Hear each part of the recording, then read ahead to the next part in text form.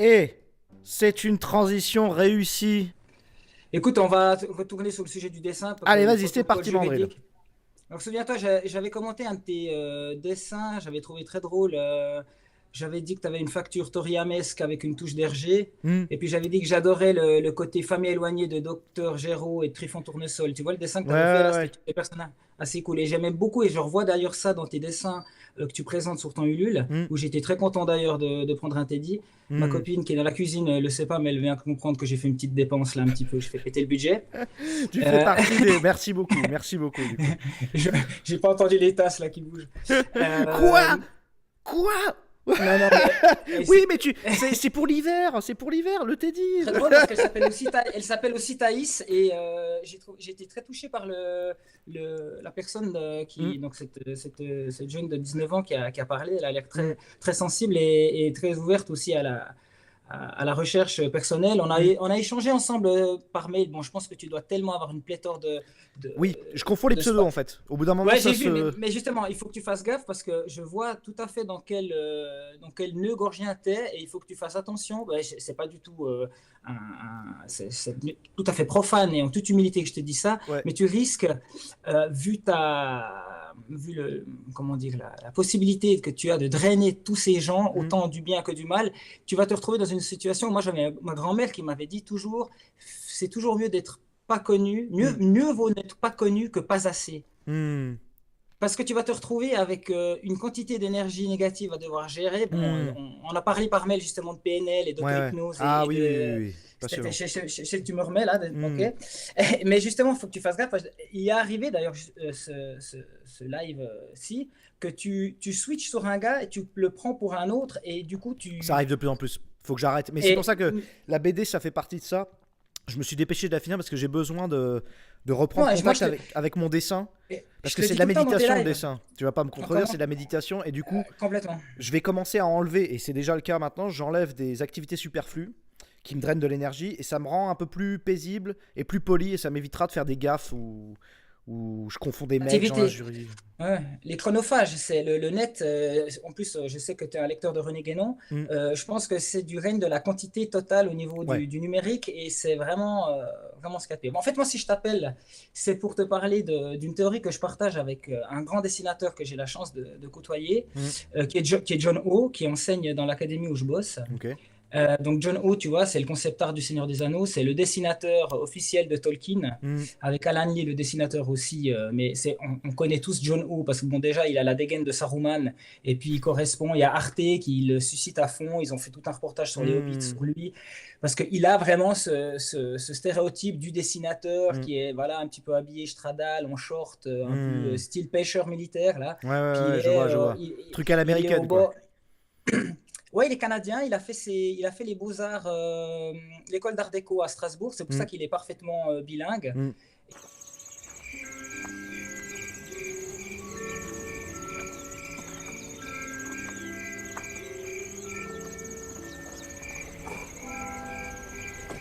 Finalement, le dessin fantastique, c'est une sorte d'alchimie, de mélange entre deux choses. Il faut que la forme soit imaginative et fabuleuse, mais que la matière, les textures, les couleurs soient réelles. Donc il faut regarder, puis regarder encore.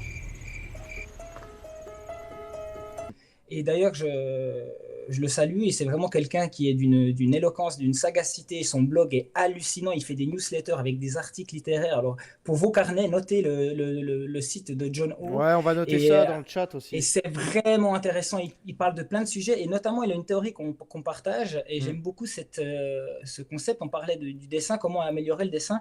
Pour lui, la grosse problématique qu'a comment dire, dans l'orthographe de la main, pour avoir une nouvelle grammaire et accentuer chaque fois un nouveau vocabulaire par le dessin, le problème, c'est que la main, euh, qui est la plupart du temps chez les gens, le même que l'écriture.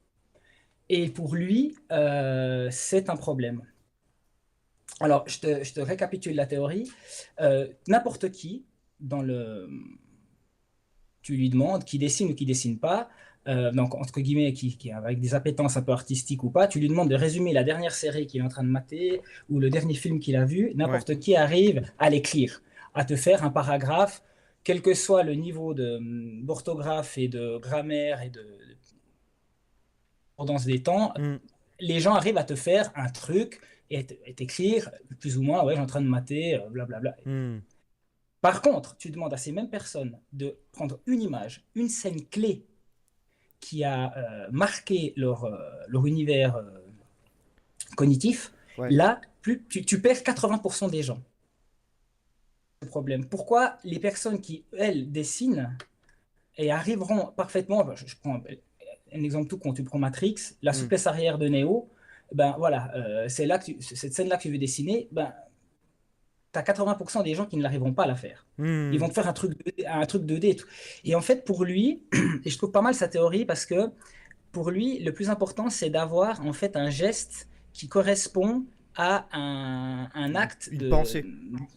exactement et qui est au-delà du littéraire. Ouais, c'est la ligne pure en Et en fait. fait, la ligne pure. Et en fait, si tu regardes les gens, la plupart, quand tu leur demandes de dessiner quelque chose, ils ont une telle analogie avec le texte Mm. qu'ils vont carrément commencer C'est en haut à l'écriture. gauche, quoi. Ouais. Mais je suis d'accord Voilà. avec Ils toi, je vais commencent aller. avec Moi, je confirme, quand j'ai été perdu dans le dessin, allez, 17 ans, et particulièrement 19, où là, j'ai débloqué. Les 2 déblocages que j'ai eus, c'est quand j'ai fait l'expérience de dessiner de la main gauche. Où Alors là, ça, c'est un exercice du cerveau droit. C'est super bon exercice que tu proposes. C'est de dessiner avec l'autre main, de dessiner sans regarder le modèle, de dessiner c'est ça. Tous ces trucs-là, avec... parce qu'en fait, ce qu'on n'utilise pas en tant que dessinateur, plus on dessine depuis longtemps, plus on dessine en mode automatique. Plus on, en fait, Exactement. on finit par répéter les mêmes gestes, et en fait, Et ça il n'y ressemble a plus à rien de rien. pire. Et en fait, c'est exactement ce que je dis toujours. Et il faut sortir de ses zones de confort et de Mm. toujours dessiner ce qu'on ne sait pas. Et un très bon dessinateur, alors moi je vois par exemple Kim Jong, là, le dessinateur coréen que tout le monde voit, il part donc il fait même pas d'épure, il a même pas de crayon, il Mm. arrive avec son Posca ou son pinceau à l'encre et il te fait du 2 mètres carrés avec des déformations au fisheye Mm. de perspectives de bagnole avec des scènes de gars avec des guns. Mm. Donc déjà, les mains et l'appréhension des objets, c'est déjà ce qui est le plus dur en dessin. Et Mm. en plus, lui, il te fait des compositions de foule carrément au fisheye avec une scène. Donc lui, c'est simple. Il a dû dessiner ça. Bon, il est Asperger complet, hein, ce cher Mm. Coréen qui, pour moi, c'est un des meilleurs dessinateurs. Mais il a dessiné des milliers de kilomètres. Enfin, sa main a touché du papier pendant des kilomètres et Ouais, des c'est ça. kilomètres. Et en fait, il fait de la répétition. Et puis c'est un piège en fait, parce qu'il n'y a rien de pire, ça c'est un Ouais. autre dessinateur qui disait, c'était Dessoa, un dessinateur de Tessinois, il n'y a rien de pire que un artiste qui se copie lui-même. Alors C'est ça va horrible, très c'est bien, horrible. ça C'est va très horrible. bien quand tu buzzes et puis que tu marches et puis que tout d'un coup on découvre que bah voilà, il y a une espèce d'effet trendy que les gens Ouais. Mais par te contre, si kiffent. jamais t'as pas un bon style, t'es foutu à vie. T'as foutu ta vie en l'air. Exactement. Exactement. Et pour finir avec la main gauche, quand tu utilises ta main gauche en tant que dessinateur, et ça se trouve ça marche pareil pour les littéraires, j'en sais rien, mais en fait quand tu utilises ta main droite parce que t'es droitier et que tu dessines, tu finis par ne plus avoir aucune image mentale. Tu n'as rien, tu te fais juste des automatismes. Et quand tu utilises ta main gauche, ton cerveau se réactive, c'est-à-dire que tu te poses la question, mais quelle ligne je vais faire? Parce que ça va être tellement dur à la faire qu'il faut que tu réfléchisses à quelle ligne et pourquoi. Et c'est là que tu te remets à visualiser et tu te rends compte que son cerveau il est empâté et que c'est un exercice de le refaire travailler. Et c'est même plus dur pour quelqu'un qui a aucune expérience de dessin à faire un saut quantique puis à évoluer à dire ah putain mais je sais le faire que quelqu'un qui est encrassé dans cette dynamique là, dans cette configuration mentale où en fait il a plus le cerveau gauche qui va prendre le dessus plutôt que laisser le cerveau droit prendre le dessus indépendamment de la main gauche ou de la main droite s'il est gaucher ou droitier. Après je vais te faire encore un autre lien, je pense que donc, juste pour revenir à John O, regardez, vous tapez sur Google John O dédicace et vous allez voir les crayons avec lesquels il bosse. Donc, c'est simple. Les élèves qui bossent avec lui, non, je ne sais pas que c'est interdit, mais disons qu'ils déconseillent fortement le taille-crayon. Lui, c'est cutter. Et tu vois, il te fait des flèches d'elfe. Bah il te fait, les mines sont longues de 5 cm. Et en fait, il arrive. Le premier achat que tu fais quand tu fais des cours avec lui, c'est carrément d'acheter des embouts de crayons, des rallongeurs, des rallonges. C'est-à-dire que, en fait, au final, ton crayon, tu peux l'utiliser jusqu'à 2 cm de finitude. Tu es vraiment au bout du crayon. Normalement, si tu tenais ton crayon avec une position normale, tu le casses ou tu t'arrêtes, tu peux pas, quoi. Et lui, il met des rallongeurs pour qu'en fait, le moyen le plus, on va dire, pratique qu'il a pour expliquer la gestuelle de son dessin qui se détache de l'écriture, c'est d'avoir la main qui, en fait, laisse le crayon son propre poids sur la feuille, qui laisse le trait. Et si tu regardes, c'est beaucoup plus, on va dire, magique de laisser sa main, et il y a sans tomber dans le piège de l'écriture, enfin du dessin automatique, ou d'y voir un quelconque aspect ésotériste, mais de laisser vraiment sa main se balader sur la feuille. C'est un exercice que je conseille vraiment à personne qui veut vraiment faire du dessin et qui a envie de s'améliorer, c'est d'essayer de simplement faire ce qu'ils savent faire, mais de changer la position de leurs mains et d'essayer justement d'avoir une mine assez longue, avec une dureté assez forte, et crayon assez gras, et d'essayer justement d'aller avoir se toucher. Oui, crayon gras, crayon gras pour cette expérience. Crayon gras, exactement. 8B, 8B le crayon, parce que sinon tu vas rien faire du tout. Si tu fais ça avec un HB, c'est foutu. Non, mais tu n'arriveras pas. Il y a une résistance, il y a une dureté qui n'est pas du tout agréable. Non, il faut chercher. Même à la limite, encore mieux, tu fais ça au fusain. Tu prends une longue tige de fusain et tu t'obliges à ne pas la casser. Toi, tu vas à une papeterie, tu achètes ces longues tiges de fusain dans les boîtes, là, et puis tu essayes de faire une épure qui n'appuie pas, et que tu laisses le poids de l'objet, de l'artefact, du fusain, se déplacer sur le papier. Et ça, c'est tout un exercice vraiment de reconstruction, de reprogrammation face à... Et puis tu peux faire ça avec des gens. Alors lui, c'est génial parce qu'il est invité partout dans le monde. Maintenant, vu le buzz avec Peter Jackson, il peut vraiment faire son beurre maintenant, et il le mérite parce qu'il a eu aussi une traversée du désert. Tu vois, dans les années 80, tu faisais du dessin comme il faisait. Bon, à part les jeux vidéo qui étaient d'excellente qualité. Oui, et les elfes et tout, c'était fini. C'était pas... Voilà. Donc, je trouve que c'est vraiment un outil... dialectique pour te reprogrammer la main qui est très intéressant, et moi j'ai vraiment appris ça avec lui. Je me souviens, j'ai vu ça il y a 10 ans quand il m'avait montré ça, et ça m'a marqué, et puis on le pratique encore à l'académie. Il y a un mec qui dit cutter en taille crayon original. Alors c'est pas original, hein. C'est comme ça qu'on faisait avant. Le taille crayon, c'est original. Le taille crayon, c'est très nouveau et ça a changé, ça fait encore partie des outils qui ont changé la manière de travailler. La minutie, le dessin minutieux de l'amateur, tu sais, du gosse qui dessine avec trop de minutie et qui en fait n'a aucune vision globale, c'est dû au fait que maintenant on a les techniques pour avoir des outils minutieux.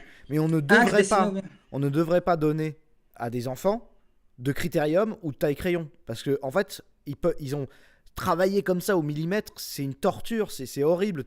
Ils ont aucune vision d'ensemble, ils peuvent pas nager, ils peuvent pas s'envoler avec leur crayon. Normalement on devrait être à la mine grasse et au cutter, c'est-à-dire couper le crayon gras, quoi, que ça soit plat, et puis il faut s'entraîner, parce que ce truc en fait d'avoir 5 mm d'épaisseur et puis de dessiner toujours de la même manière et régulier, on se croirait à l'usine. C'est des crayons professionnels pour créer des dessins, tout ça là, les tailles crayons et les critériums, en gros ça m'étonnerait pas que ça ait été inventé pour dessiner des chiottes et des voitures en usine. C'est de l'art d'ingénieur en fait. C'est de l'art d'ingénieur. C'est de l'art de plan. C'est pas configuré pour. C'est pour les architectes. Voilà. Après, bon, tu regardes Ingres, il a dessiné avec la mine de plomb. C'est tout un autre tout travail. Toutes les épures qu'on a des grands maîtres, Poussin, Ingres, c'était pas je veux dire, l'artefact qu'on a, c'est un objet alchimique, hein, le crayon. Hein. Je veux dire, l'alliance du bois et du minéral, comme ça, je veux dire, on a une chance pas possible de pouvoir, avec un prix relativement réduit, pouvoir s'acheter un objet qui nous permet aussi facilement. Non, mais ça paraît complètement débile, mais il faut quand même se rendre compte de la chance qu'on a de pouvoir, rien que la standardisation des couleurs qu'on doit aux Anglais. Ouais. Les impressionnistes sont arrivés parce que les Anglais ont foutu dans des tôles d'étain recourbées les premières gammes de couleurs standardisées. Et les impressionnistes, ils ont pu... Ils ont pété un câble. En fait, ils ont pu sortir d'atelier. La peinture... extra-atelier, elle est venue grâce à une innovation technique. Et là, on parlait de Francis Cousin, tu sais très bien ces théories que les infrastructures déterminent les superstructures. Mais je connais pas Francis Cousin, tout le monde m'en parle, mais j'ai jamais regardé une de ses vidéos, je ne sais pas. Écoute, moi j'ai des gens qui sont très proches de lui, Hmm. Et j'ai vraiment, moi j'ai tous ces bouquins, c'est assez imbitable, c'est vrai que c'est vraiment le discours prolixe, universitaire, mais en même temps il a un discours tellement autocritique sur Hmm. l'université, je trouve ça génial parce qu'il est le pourfendeur du savoir stérile universitaire qui ne mène à rien. Lui, Francis Cousin, j'aimerais que vous reveniez un petit peu sur votre parcours quelque part philosophique, intellectuel. Donc, je dis que vous avez un doctorat de philosophie. Alors, peut-être pourriez-vous nous préciser sur quel sujet, quel était le sujet de cette thèse. Merci. Alors, de manière synthétique, le doctorat de philosophie, ça n'a pas beaucoup d'intérêt, puisque dans le cadre du spectacle du crétinisme universitaire, beaucoup de flics du capital et de beaux penseurs de l'aliénation marchande ont des titres. Héraclite n'était pas docteur en philosophie, il était extrêmement puissant dans le sens, dans la signification et dans la radicalité. Aujourd'hui, les docteurs et les agrégés sont des représentants du psittachisme de la marchandise et n'ont pas beaucoup, effectivement, d'intérêt et de choses à dire en matière d'essentialité. Donc, très rapidement, j'ai échappé au crétinisme de la marchandise et au crétinisme universitaire et je suis parti sur d'autres territoires pour effectivement comprendre ce que Empédocle expliquait dans l'Antiquité, pour le creuser, pour le signifier, à savoir qu'il y a deux philosophies, la philosophie de la connivence et de la servitude, la philosophie de la radicalité et de l'insurrection. Autrement dit, rien de ce qui peut se produire dans les écoles, dans les universités, dans les médias et dans les parcours professionnels de ce que la marchandise encense n'a de signification radicale, et tout ce qui est important se fait en marge, dans les buissons, dans les forêts, de la radicalité, dans l'insurrection, qui est contre tous les cheminements du spectacle et de l'honorariat. Lui, il a une vision qui va te plaire parce que nous qui sommes aussi liés à la mystique, il voit dans les présocratiques le dernier lien de cette fougue primordiale et tripale, comme il dit, où on peut retrouver des liens. Moi, j'ai des potes guénoniens qui kiffent Francis Cousin parce qu'effectivement, au Ouais. final, tout ce qui est ascendant, tout ce qui monte se rejoint. Bah, Avec de tout toute façon, tous les mystiques, ils ont la même théorie, hein. Tout est dans tout, c'est la base. Là, à partir de là, tu sais. En fait, tu sais reconnaître. Moi, je dis, les mystiques, c'est comme les chiens, on se sent au cul, hein. Tout est dans tout. Tu le vois dans le corps, dans la. À partir de cette base-là, déjà, on y est. Puis après, il y a la. D'ailleurs, je conseille un livre que j'oublie tout le temps de parler. C'est. Ah merde, putain. L'initiation. Oh là là là là, faudra que. Le sacré et le profane. Le livre, il s'appelle. Mircea, mais le sacré et le profane de Mircea Eliade. Oui, c'est ça. Redis le nom de l'auteur. Le profane de Mircea Eliade. Mais il faut tout Mircea lire, Eliade, ouais, oui, oui. Mircea Eliade, il faut tout lire. Ah, mais juste c'est génial. un Après, il y a truc beaucoup de de malade, mais répétitions. c'est Il y a fondateur. beaucoup Moi, de pour moi, répétitions. il y a deux théories. La base, c'est tout est dans tout et sacré et profane. Une fois que tu as compris sacré et profane et que tu l'as lu, ou en tout cas que tu as abordé cette thématique, tu as compris aussi les frontières, tu as compris aussi le concept du centre et de l'unité. Pour décrire le microcosme et le macrocosme avec une image qui parle au dessinateur, une image assez graphique mais qui en fait est très universelle, c'est celle du point et du cercle. Et je vais, par cette image et ce petit texte, vous donner une petite explication. Donc le cercle est contenu dans le point, le fruit est dans le grain, Dieu dans le monde. Heureux celui qui l'y cherche. Donc c'est intéressant parce qu'on retrouve cette dualité spéculaire, en fait, donc, chez René Guénon, quand il décrit aussi l'exotérisme et l'ésotérisme. Donc en fait, c'est deux choses différentes, mais qui, l'une sans l'autre, celui qui connaît l'un sans l'autre ne peut pas connaître l'unité. Donc cette spécularité rappelle évidemment la table d'émeraude, avec la fameuse citation « Tout ce qui est en bas est comme ce qui est en haut », et inversement, ce qui est en haut est comme ce qui est en bas. Et c'est marrant parce que cette idée de dualité spéculaire qui permettrait d'arriver à une unité, à un opus magnum, se retrouve souvent, et notamment en alchimie avec Ora et Labora, prix et travail, et qui est une idée qui me parle beaucoup, et j'ai l'impression qu'elle parle à beaucoup de personnes qui écoutent le live de Teddy. C'est en tout cas quelque chose que j'ai l'impression qui revient souvent. Et ce texte illustre assez bien cela avec cette image ici, et je vais vous en lire un extrait. Sors de ton sommeil, lit-on au fronton de la porte d'entrée, car nous sommes la matière dont sont faits les rêves. Shakespeare, La Tempête. Il convient de sortir de cet état irréel par la prière répétée dans l'oratoire, à gauche, et par un travail constant au laboratoire, à droite. Donc, d'où ora et labora, lequel repose sur les 2 piliers de l'expérience et de la raison. Le fourneau au premier plan exhorte à la patience. Hâte-toi lentement. Et les instruments de musique sur la table rappellent que le rôle de la musique et de l'harmonie est d'accompagner l'œuvre et d'agir sur elle. T'as compris la verticalité et l'horizontalité. Et après c'est open bar. Après tout le reste, c'est free. En termes de pensée, après c'est que des axes qui se rejoignent, que ça soit de Cousin à je sais pas qui. Alors, pour revenir à Cousin, je dirais pas que c'est un mystique, mais dans sa vision de la jouissance primordiale, il a ce truc qui n'a pas, c'est à 10 milieux de l'hédonisme libertaire de Donfray, tu vois. Mais c'est à quelque chose de beaucoup plus pertinent. Et franchement, regardez 2-3 vidéos de. Alors, est-ce que vous pourriez nous dire 2 mots du monde de l'édition et de la littérature d'aujourd'hui? Quelle est votre analyse de ce secteur? Alors, le secteur en question, comme tous les secteurs du monde du fétichisme de la marchandise, n'a pas d'autonomie. C'est un monde qui est lui-même déterminé, prédéterminé et totalement englobé dans la réalité aliénatoire de la tyrannie démocratique de la marchandise. Donc, qu'est-ce que l'édition?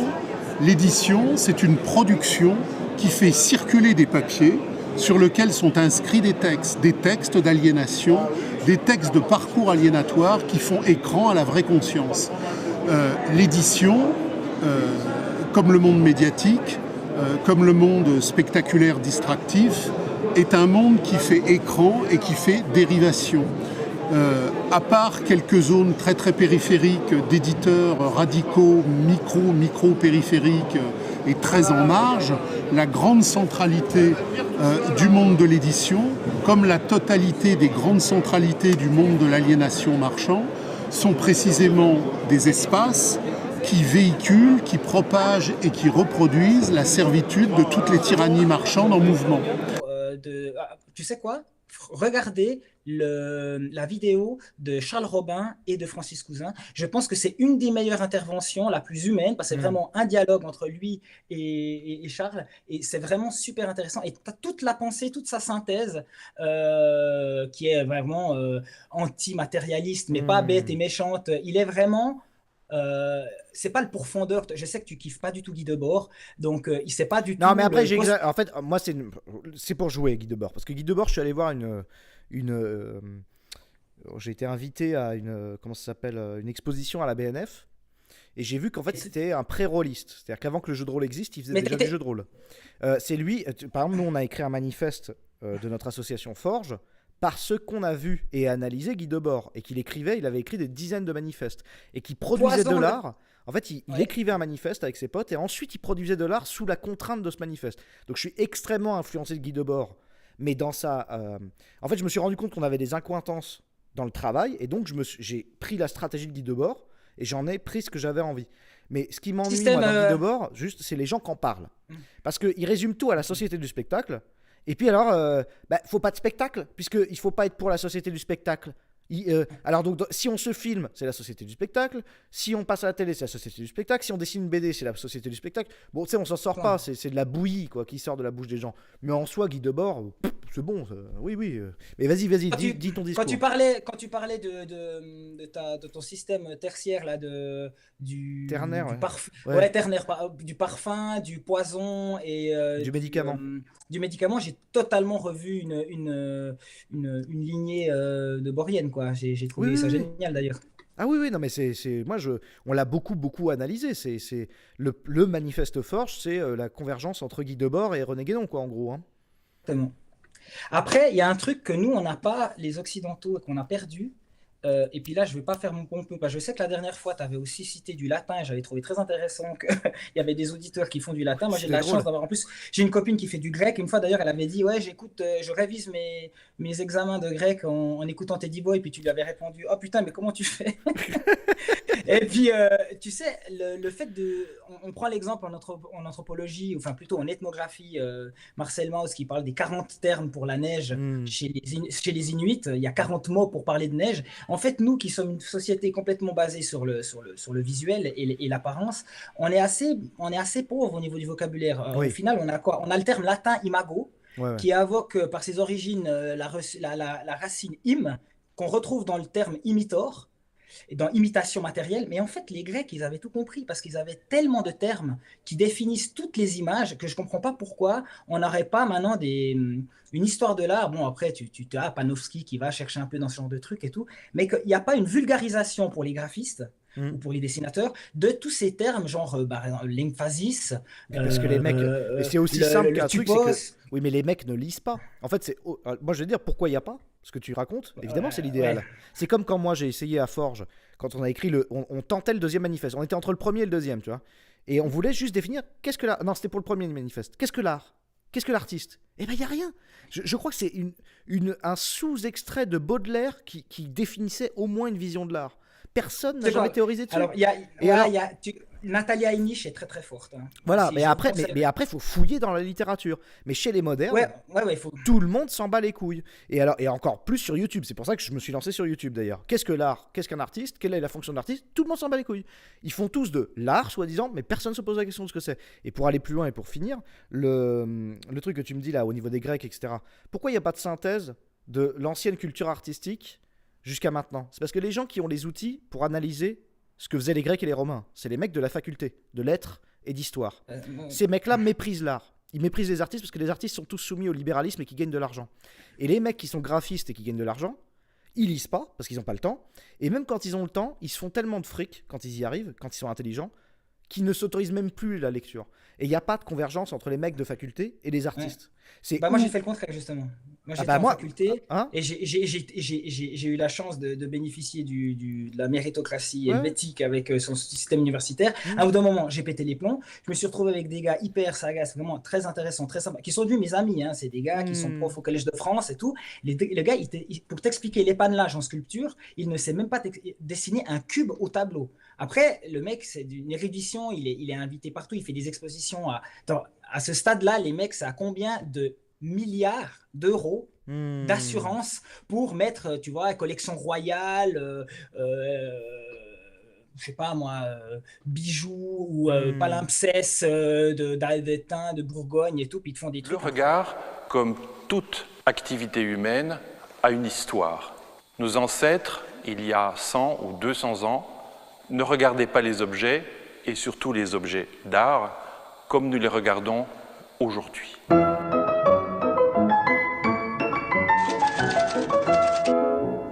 Le musée du Louvre... Que seuls des cheveux bleus et grisonnants ou des bobos vont voir.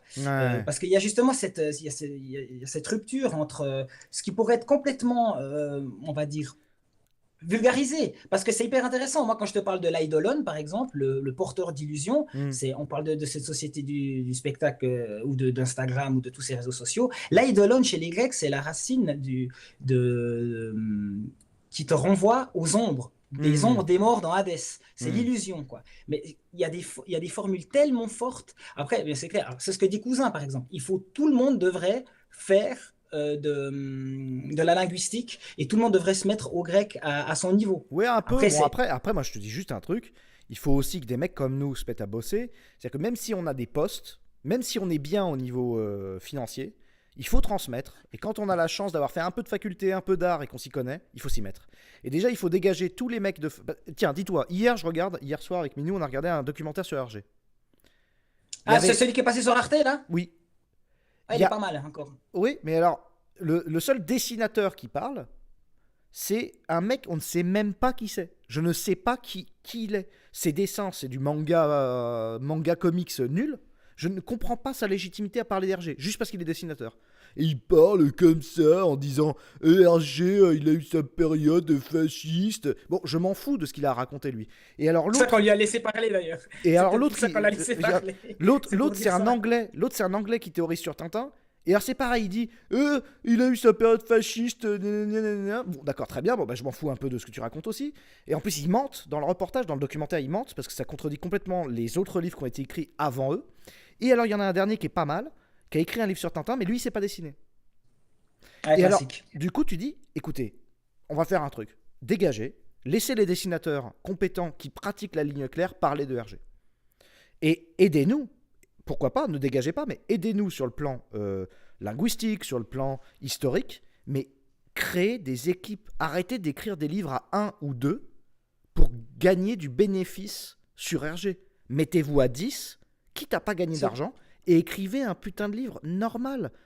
Parce qu'ils en écrivent 100 des livres sur Hergé, mais c'est à chaque fois 1 ou 2 auteurs. Alors oui, parce qu'ils veulent gratter du fric. Mais en fait, et donc dans tous les domaines, c'est aussi notre responsabilité, là, à toi et à moi, des fois d'écrire ces bouquins qui sont difficiles à écrire pour transmettre aux jeunes générations graphistes, par exemple, illettrés, les informations en fait. Il va falloir qu'on fasse le pont, c'est un effort énorme, hein, mais il va falloir qu'on fasse. Ouais, c'est un véritable travail synthétique et pluridisciplinaire et qui s'oppose justement à la démarche universitaire qui est complètement basée sur un seul ou deux mecs qui font un truc, c'est l'entre-soi, et puis tu as le spécialiste de la polychromie. Moi, je vois par exemple Réau, là, celui qui fait ou Pastoureau, le spécialiste de la couleur dans le Moyen-Âge, le spécialiste de l'image au Moyen-Âge. À bout d'un moment, c'est toujours la même chose, quoi. Le mec, il écrit toujours le même bouquin depuis. C'est comme Alain de Benoît, quoi. Ils écrivent le même bouquin depuis 20 ans, quoi. Et ça, c'est le gros problème de. Mais ça, c'est du coup aussi un problème d'édition. Ça, c'est vrai que l'auto-édition, il faut prendre conscience que quand vous financez un livre en avance ou un livre d'un mec indépendant, en fait, vous financez une liberté d'esprit et de recherche aussi. Parce que le truc, c'est que les maisons d'édition, elles demandent de réécrire le même livre. Elle demande à Zemmour de réécrire une 3e fois du Zemmour.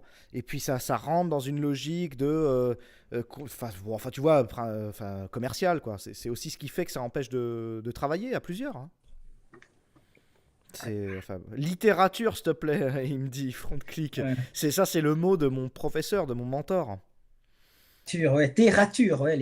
Littérature. Bon, écoute, c'était un grand plaisir de monter le niveau à ce point-là. J'espère que les gens n'étaient pas trop perdus. Non, je vais faire encore une dernière. Allez, vas-y, le mot de la fin.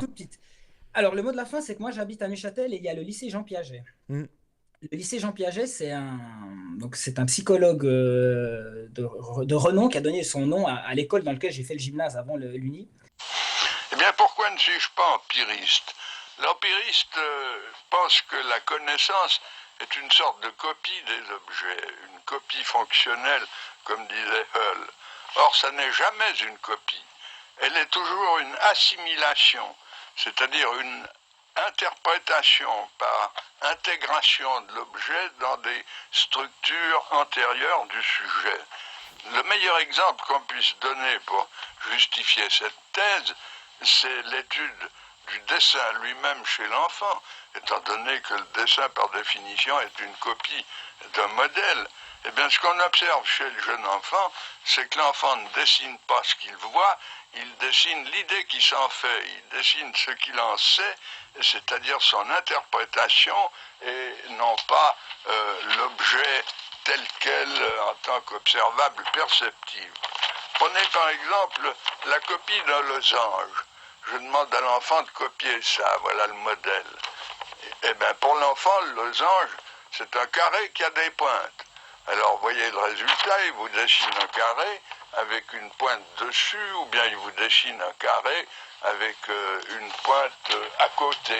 Et le mec, il a une théorie de la récapitulation qui ressemble énormément à un autre dessinateur. Parce que, alors, Piaget, il dessine pas, mais il s'est intéressé au dessin de l'enfance et de l'adolescence. Et je trouve très intéressant, si tu regardes, tu connais Ernst Haeckel? Non, je connais pas, mais on va le noter.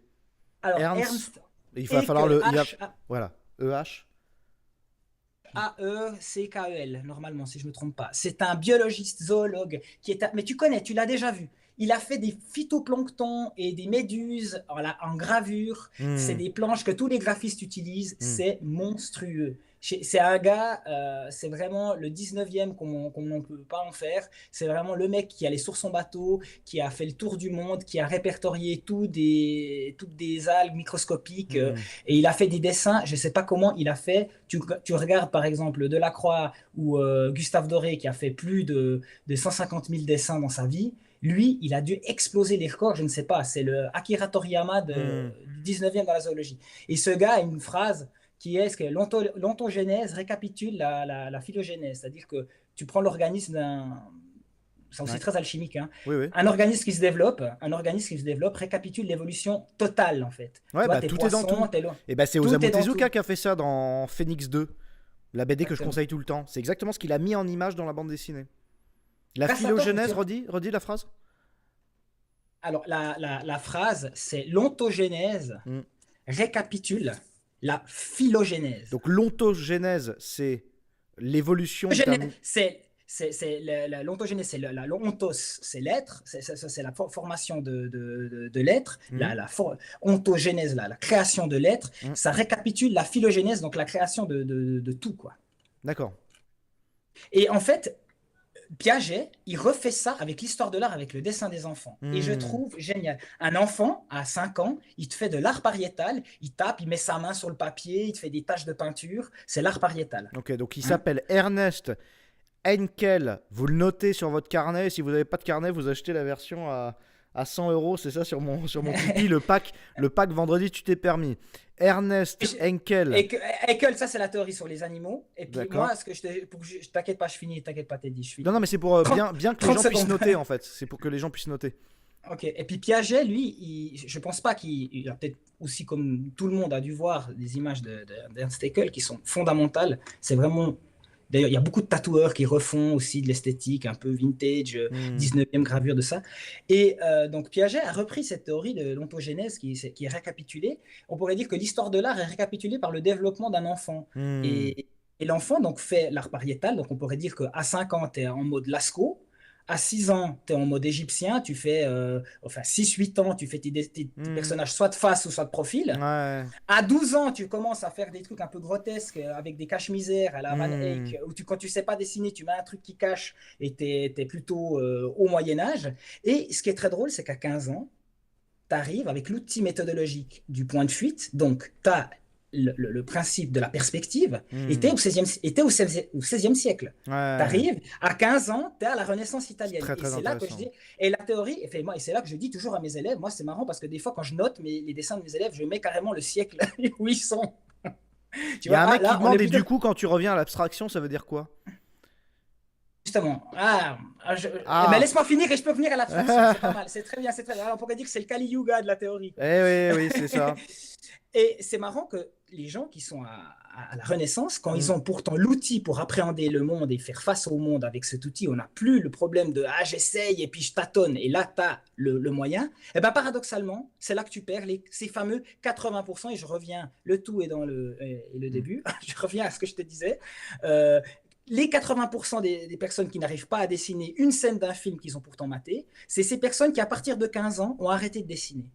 Oui, largement. Et à 15 ans, ceux qui ont eu au contraire cet outil, même normalement ceux qui sont un peu finaux, ils l'ont déjà même avant parce qu'ils l'ont compris à 12 ans ou 10 ans. Quand tu vois les dessins, on parlait de Moebius ou je parlais aussi pas de Lacroix, mais de Gustave Doré. Quand tu vois les dessins qu'il faisait à 10 ans, mais c'est monstrueux. C'est les dessins de Gustave Doré à 10 ans, il nous la fout tous profond, mais c'est violent.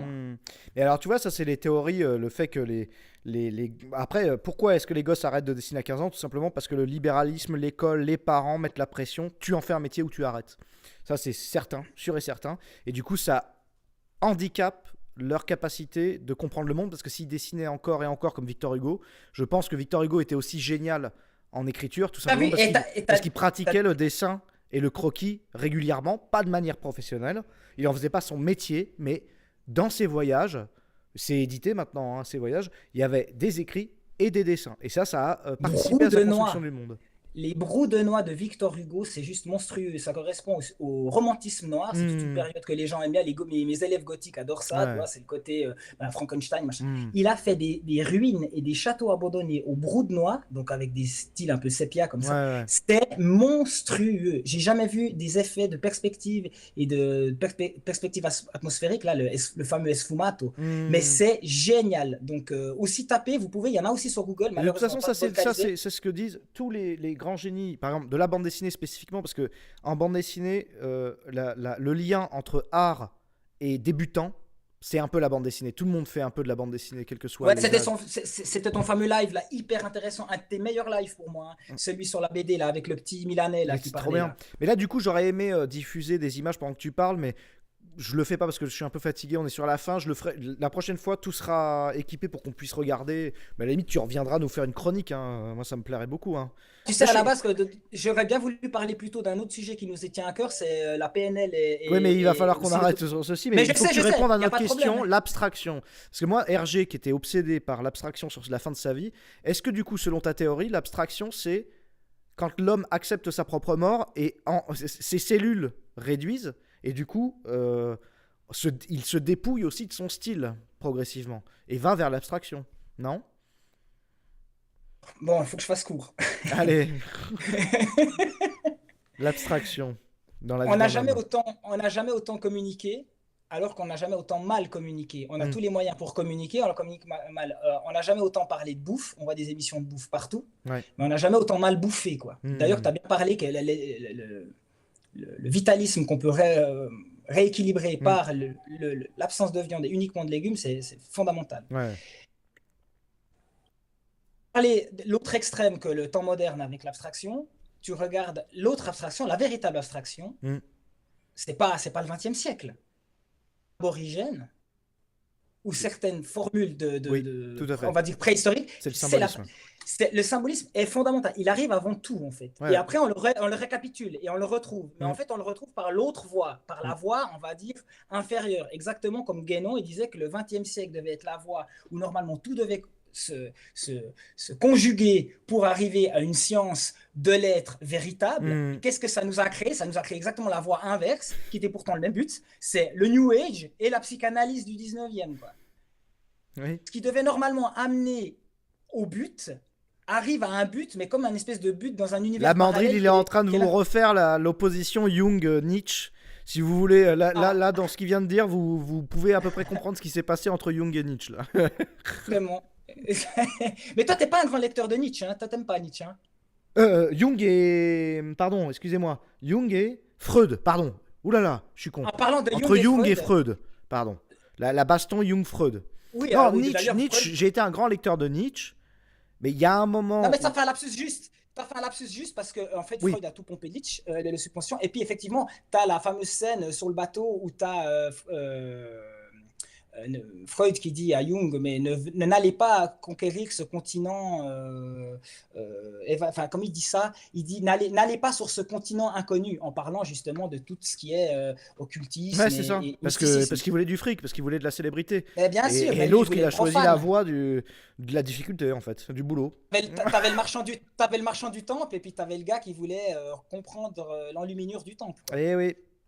Voilà, écoute Teddy, j'ai fait déjà assez long. je Ouais, pense c'était que- parfait. Tu reviens en tant que chroniqueur avec plaisir, Mandril. Tu sais quoi Teddy, cette fois j'espère, parce que ça fait 6 mois que j'attends. Mm. Je t'ai envoyé un missile. Je t'avais déjà dit, je t'ai envoyé une catapulte artisanale. J'envoie souvent des dons, puis je te fais des petites piques comme ça. Hmm. Lis mon mail. Je t'ai envoyé un mail Ouais. et je te dis pas mal de trucs. Et ça me ferait super plaisir que tu me répondes à ce mail. Ah, mais de toute façon, je vais répondre à tous les mails. Ah oui, au passage, ça me permet de dire, tous les gens qui n'ont pas reçu de réponse cette semaine, c'est juste parce que j'avais un taf énorme. Mais en vrai, tous les mails, je vais répondre. Non, mais je sais que tu es super. Et je rebondis sur ce que je t'ai dit avant. Fais gaffe, prends soin de toi. T'en fais pas. Là, on est en cercle ascendant. Ça va. Mais Non, en tout parce cas, que c'est là, un maintenant, énorme. t'as vraiment C'est un- une énorme. Je suis très très fier d'avoir des gens de ton niveau dans mes spectateurs et encore plus que tu sois acteur du coup de mes lives. Je sais même pas. Voilà. Merci beaucoup en plus donateur et tout. Je me réjouis de ce Teddy. Hein. Et puis j'aimerais un personnage, j'aimerais une mandre, enfin la mandre dans ta BD. Ok. Et ben ça, on va en parler du coup. Ouais, mais easy, je m'en fous au film. Mais non, tu mettras Nietzsche. Allez, vas-y. Allez, je t'embrasse. Allez, à la Merci prochaine, pour tout, Mandril. hein. Salut. Ça m'a fait vraiment plaisir. Ciao, ciao.